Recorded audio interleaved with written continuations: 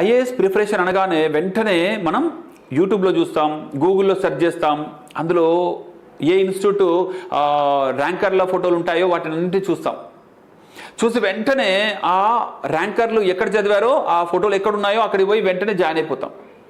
కానీ గుర్తుంచుకోండి, ఈ రోజుల్లో ఒక ఐఏఎస్ టాపర్ తను ఈ ప్రిపరేషన్లో అనేక ఇన్స్టిట్యూట్లలో కోచింగ్లు తీసుకోవడమో, లేక పర్సనల్ గైడెన్స్ తీసుకోవడమో, లేక టెస్ట్ సిరీస్ తీసుకోవడమో జరుగుతూ ఉంటుంది.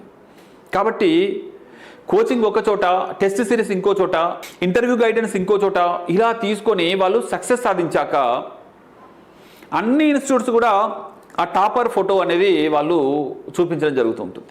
ఇప్పుడు నిజంగా ఆ టాపర్ అవ్వడానికి కృషి చేసిన సంస్థ ఏదో అతనికి మాత్రమే తెలుసు.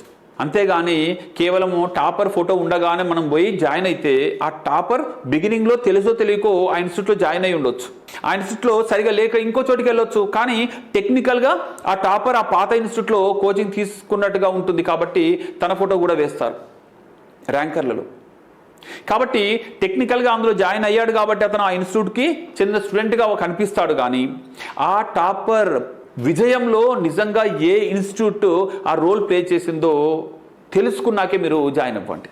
లేదంటే మీరు 2 సంవత్సరాలు ప్రిపరేషన్ చేసినా, లేక డబ్బులు పెట్టినా, మీ శ్రమను పెట్టినా అన్నీ కూడా వృధా అవుతాయి. కాబట్టి బీ కేర్ఫుల్.